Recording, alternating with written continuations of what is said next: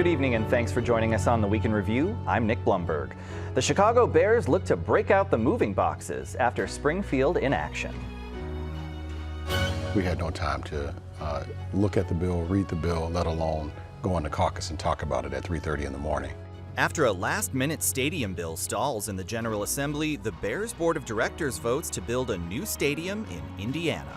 We have a financial crisis, a public safety crisis, and a crisis of confidence in that the city is moving in the right direction and can never come back. Illinois Comptroller Susana Mendoza launches her second bid for City Hall. Behind every bullet, there's a mother, there's a father, there's a child, there's a grandparent, there's an entire family that's life that's destroyed forever. Anti-violence advocates demand answers on a gunshot detection system for Chicago. Meantime, the acting U.S. Attorney General throws his support behind Chicago's embattled U.S. Attorney Andrew Boutros. And the Obama Presidential Center hosts a preview ahead of a Juneteenth opening. And now to our Week in Review panel. Joining us are Olivia Olander of the Chicago Tribune, Laura Washington, also of the Chicago Tribune and ABC 7 News, Shruti Singh of Bloomberg News, and our own Heather Cherone of WTTW News. Thank you all for being here. Let's get right to it. Lots to talk about. So, Laura, the Bears say they're taking their ball and they're going to Indiana. Do you think this is really a done deal, though? Supposedly. Some people think this is just another stalling tactic. They're kind of vague. They say they're moving to Indiana, but then they want to continue the conversation with the legislature. And you either are or you aren't. And they had said earlier that they were going to make a decision by late spring, early June. Now, is this the decision or is the decision yet to come? I think there's a lot of questions still about that. Yeah, Olivia, we heard House Speaker Chris Welch reacting to the news in a statement. He said, while Indiana is willing to raise taxes and promise $1 billion in taxpayer funds, Illinois has focused on the needs of working families who want relief at the gas pump, at the store, and on their insurance bills, not taxpayer-funded stadiums. Illinois remains open to ongoing efforts to secure the Bears in Illinois. However, it'll take time to get it right. I mean, there are these two sort of competing stadium incentive bills in Springfield. Do we have any sense of what lawmakers are doing, how they might proceed here in the General Assembly? Yeah, well, we heard from some of the top lawmakers today who are in charge of the negotiations or leading the negotiations on the Bears that they are still hearing from top Bears leadership in forward-looking conversations that they want to continue conversations with top lawmakers in Illinois, and to them that says this is not over, even though they might have put out a statement on Twitter and to fans about this. And for folks who weren't necessarily following along, there was a lot happening at the end of the legislative session. There was a very, very last-minute competing proposal. We'd heard about this sort of payment in lieu of taxes idea. Mm-hmm. Tell us a little bit about what the very last-minute idea was that came up. Yeah, so payment in lieu of taxes, that idea was something that the Bears said could provide them with some certainty on their property taxes. That was something that passed several weeks ago. Then in literally the last couple hours of the legislative session in Springfield over the weekend, we saw another proposal that would have allowed Arlington Heights or Chicago to sort of negotiate with the Bears and potentially lead to a stadium essentially in either one of those places, but didn't get a vote in the House. So now we have these two different proposals, and the Bears saying, maybe we just want to focus elsewhere. Shruti, Indiana officials, of course, celebrating this decision, saying, come on over, welcome to our state. But, do we have any idea of how close the Bears are to actually, selecting a site or inking a deal? It feels like there's still a lot of questions in the air. Yeah, I mean, they have talked about a site along Wolf Lake in Hammond, Indiana, but the Tribune has reported on some of the challenges that particular site has. We don't know, but let's just talk a little bit about the timeline between Indiana and Illinois. I was actually taking a look at some of the past stories I've done, and I was going back and yep, all the way to 2021 when they first purchased the site in Arlington Heights, and then there was the proposal in 2024 to build something along the lakefront, and then they said they were going to go back to Arlington Heights. When the deals were not coming along in the state legislature, then they said this past December, roughly, that they were going to go to Indiana. So there's been a lot of back and forth. And so right now, as you mentioned, that we don't know if this is the final deal, but given that there isn't, after years and years, there's no deal in Illinois, and Indiana passed legislation and the governor signed it within a matter of months. Right. So sure, the contrast is striking. And what you spell out and what you show is a lack of credibility. I mean, they've said so many different things. What can you believe? And it's difficult to negotiate with an institution when the ball keeps moving. maybe a lot of this conversation should have been had behind closed doors. They could have come up with a deal with the legislature behind closed doors so that they wouldn't look like they were vacillating so much. There's also a question of what the Bears want and what the state of Illinois is willing to provide, right? The governor has repeatedly said that he does not want to put taxpayer dollars into building an actual stadium building. Right. He's okay with the public infrastructure around the building getting taxpayer dollars, but he's concerned about additional money from the state of Illinois going into what he's called, a privately owned company that's worth billions of dollars. So I think that's, the juxtaposition of the questions about taxpayer money as well as what the Bears want is, I think, where the issue is. And Heather, we heard from Mayor Johnson's office.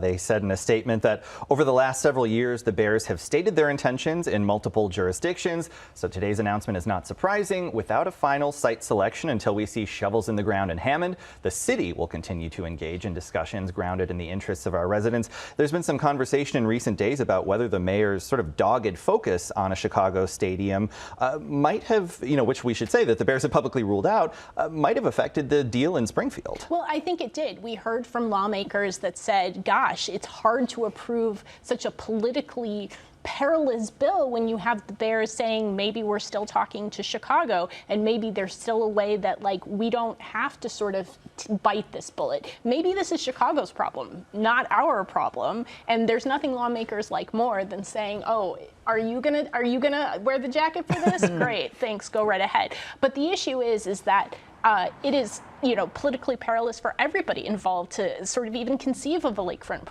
stadium, considering that there's a little thing called the Lakefront Protection Ordinance, which prohibits the creation of any structure east of Lakeshore Drive, as George Lucas can well tell us, whose museum is opening pretty soon, not in Chicago, but Los Angeles, for exactly this reason. And the question remains, well, how is the city going to pay for it? Are there going to be billions of dollars in hotel tax revenues, as the mayor has called for, to go to this potential new stadium? What happens to the more than $500 million that city taxpayers, hotel taxpayers, still owe for the last renovation of Soldier Field in 2003? That makes this all very, very difficult and potentially a way for Indiana to capitalize on it and say, look, we're easy, we love you, we'll do whatever you want. Now, that's, I think, the other part of this is that for now, up until this point, it's been sort of speculative in Indiana. Now, Indiana residents, Indiana voters are actually going to sort of see maybe what the price tag for this Bears stadium actually is going to be.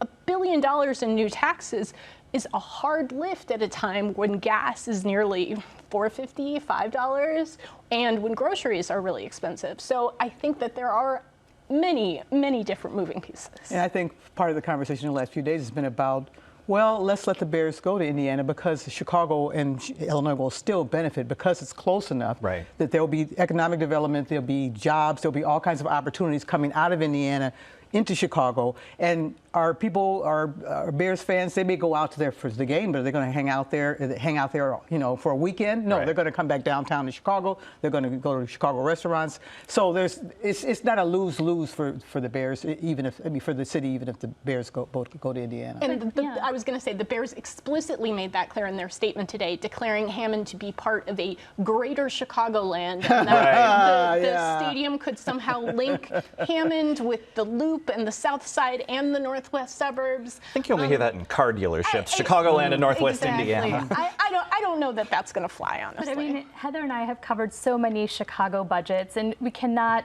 not talk about the challenges that the city of Chicago has in terms of its long-term budget deficits and the structural deficits. And that's one of the reasons that when you talk about a huge project like this, the city can't necessarily put its weight behind financing something like that when it doesn't have the resources to do so. And so we can't ignore what is going on with the long term. And it's not about this mayor or the last mayor, but it's a very long-term budget structural deficit that the city faces. Well, and jumping back to the point that you made about all the various sites that they've announced, Olivia, that's one of the things we've heard from lawmakers, this real frustration, that they've expressed, some of them quite publicly, with Bears management. I mean, how much of a complication is that?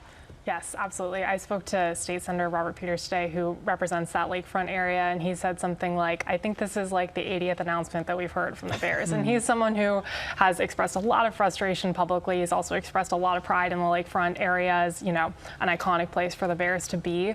So this is a huge thing for Chicago lawmakers, as we were discussing earlier.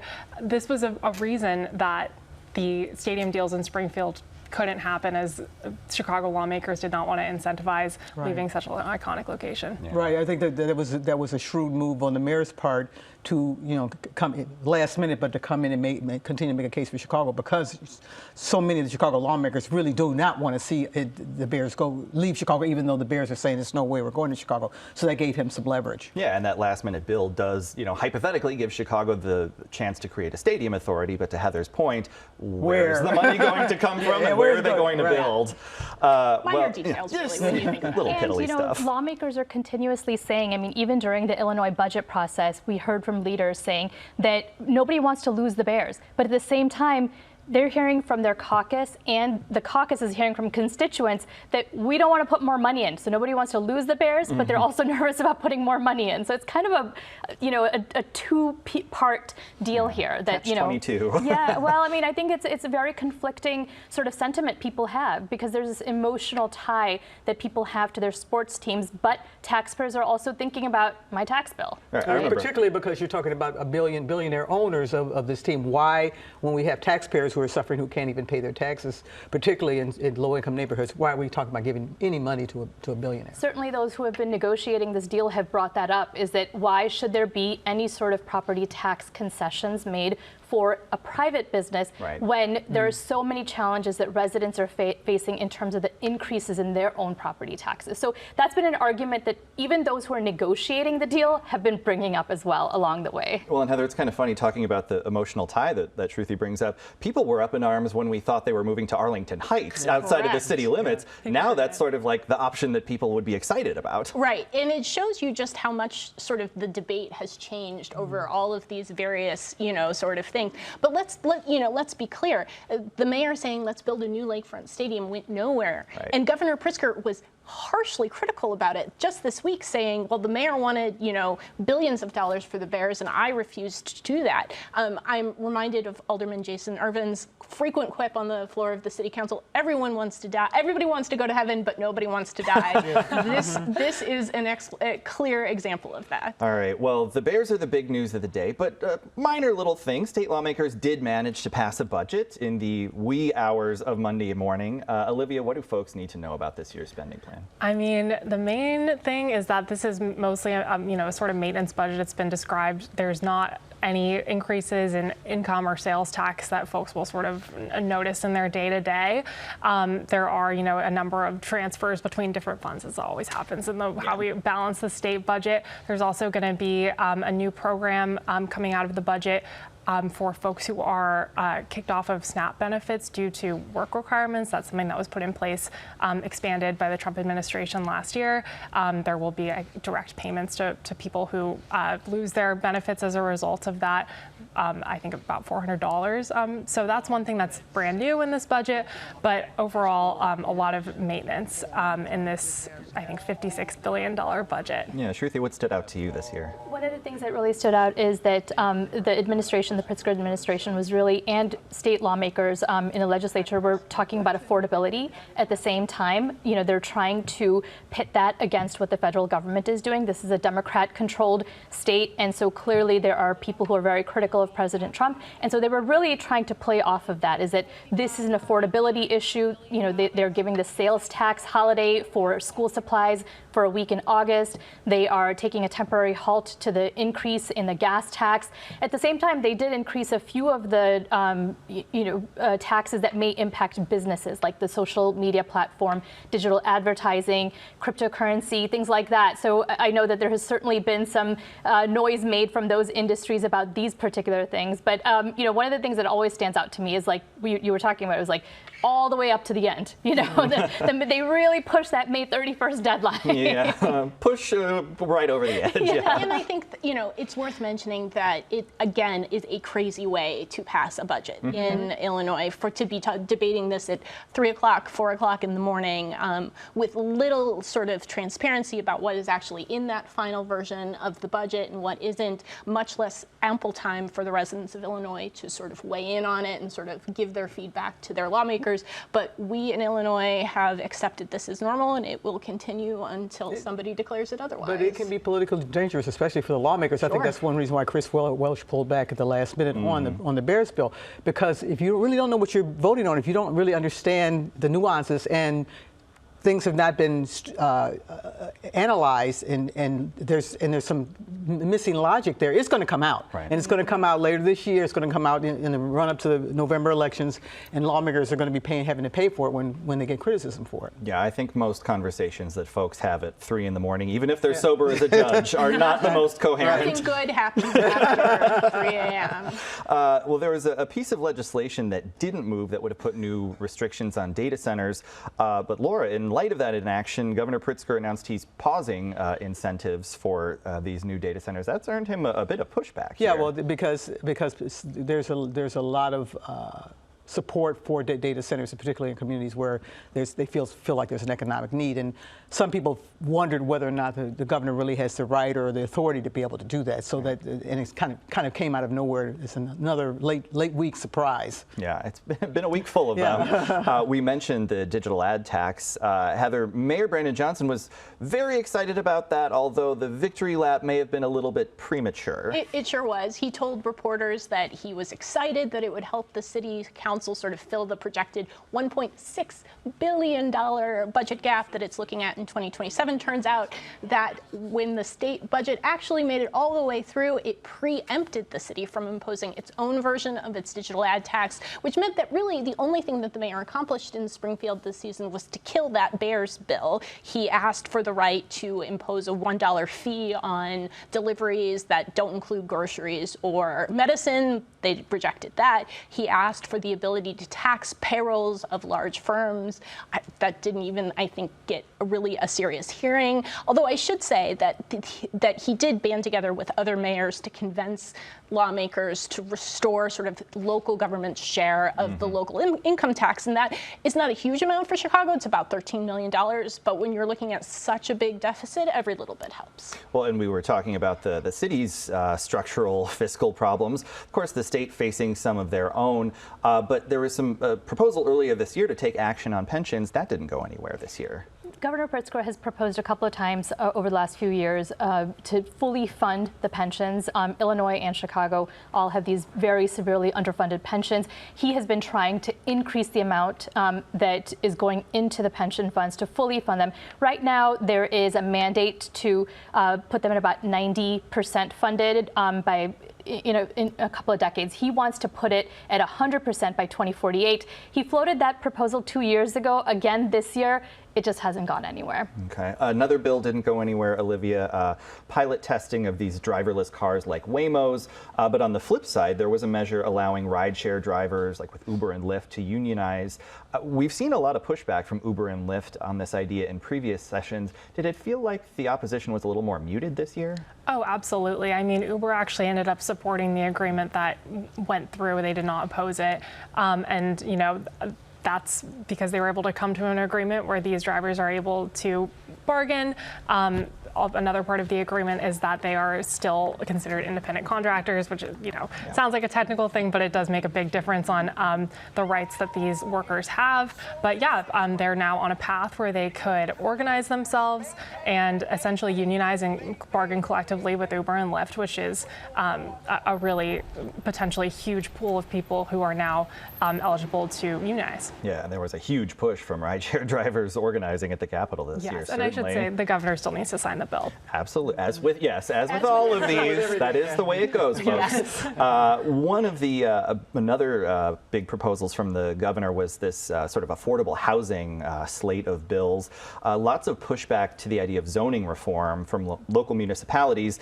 But supporters are saying this isn't just affordable housing; it's also economic development. Yeah, I mean, if you can't get people to live in a particular area, you're not going to be able to get any of that multiplier effect that you have people spending money in the community. And it's interesting because a couple of years ago when the DNC was here, the Democratic National Convention, I spoke with so many mayors at that time, and housing and affordable housing was like the #1 thing that every single mayor talked to me about. And that's certainly the case here in Illinois and in Chicago. And economic development and where people live go hand in hand. Yeah. And jobs too, right? Where people live, where they play, and where they work, all is connected together. Olivia, do we have any sense of whether any of those sort of build proposals from the governor might come back in the fall veto session or in the lame duck next year, or too soon to say? I mean, it's a little soon to say. Certainly the governor, when asked directly about this, said he's still continuing to work on it. Certainly the advocates are too. But I mean, even as much as different cities want to see new housing being built, municipalities, some of them were at the forefront of the opposition of these types of proposals because they say it takes away some of their local control. So I think that's a contention that the governor and other supporters of this are going to continue to deal with. That part was certainly not resolved this legislative session. It was a pretty significant victory for aldermanic prerogative. I was going to say, I writ never large. vote against aldermanic prerogative. Mm-hmm. Well, speaking of someone who may have to contend with aldermanic prerogative one day, Heather, there's a new contender for the mayor of Chicago. That is Illinois Comptroller Susana Mendoza. What were the key messages you heard as she launched her campaign? Well, she declared that Chicago is in the midst of a blizzard of incompetence, and you really heard her sort of focus on that metaphor of a blizzard. It was interesting to hear her say that the city was in public safety crisis when we know that it was the lowest murder rate in 60 years last year. It's clear, though, that she is speaking to the people who might see that data but not necessarily feel any safer where they live. And, she took it right to Mayor Johnson, saying that he has done a poor job leading the city over the past 3 years. And we also heard her sort of take aim at Alexi Giannoulias, who many people expect to run for mayor, even though he is also running for another term as Secretary of State. She, of course, ran in 2019, both for mayor and for re-election of comptroller, and sort of got caught in the midst of Rahm Emanuel announcing in a shocking way that he was not going to seek a third term. So this time around, she forego that re-election campaign. She's all in on Chicago's mayor's race. I have not sort of worked through my personal feelings about this meeting. The mayor's race is fully underway. Yes, it absolutely is. And she's smart to get out of the box early because there's a lot of opportunity there for she had a statement today about the Bears and slammed the mayor about Chicago losing the Bears. So she's trying to use this to her advantage. She knows that Giannoulias and Mike Quigley, the congressman from the north side, another person who says he's running but who's also running for another office, that puts them in a difficult position so she could be out front, and she's been running for a while actually because she's been out in neighborhoods for a year. She's been doing a lot of social media, so she's going to be a serious contender. Well, and as you mentioned, these other candidates, it's likely to be a crowded field. Mendoza, of course, ran into trouble in 2019 with her connections to folks like convicted former alderman Ed Burke. She actually told us on the show a couple nights ago she thinks the average voter doesn't really care much about Ed Burke anymore. What's your take on that? Well, I think you're going to see some campaign ads against her that are going to bring up Ed Burke and going to bring up the old Chicago machine and the connection she has. That's an argument that never really dies. But she's got a story to tell. She's got a lot of experience, both as comptroller, as city clerk. She was a state legislator, so she knows all the playing fields of Chicago in terms of politics, and I think she's going to play that up.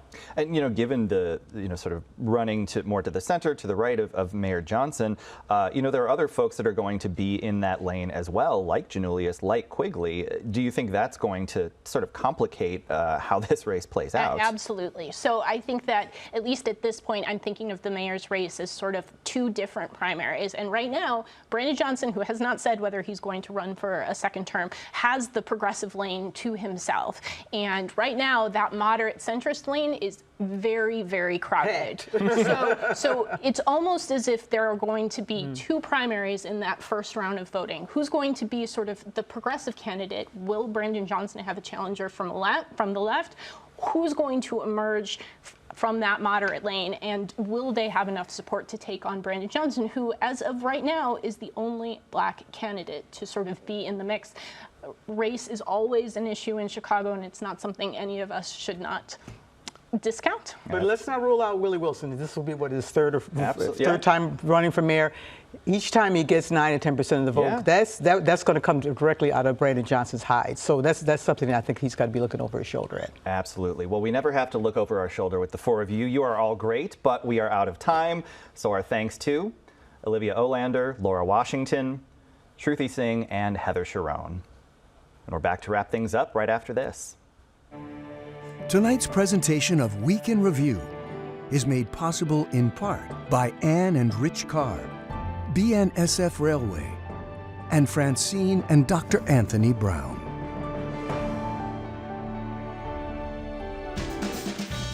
Chicago Tonight is made possible in part by the Alexandra and John Nichols family, the Polk Brothers Foundation. Additional support is provided by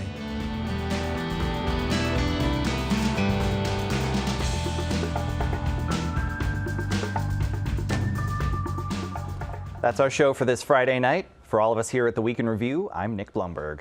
Thank you for watching. Stay healthy, stay safe, and stay informed. Have a great weekend. All right, officials are lifting the curtain on the Obama Presidential Center. What did you all make from some of the preview images that we got? It's pretty impressive stuff. Pretty spectacular rollout from a public relations standpoint. They did an excellent job of marketing. You can't turn around without hearing about the Obama Center, which is it's an important institution for Chicago. Yeah, absolutely. Anybody got plans to go just yet?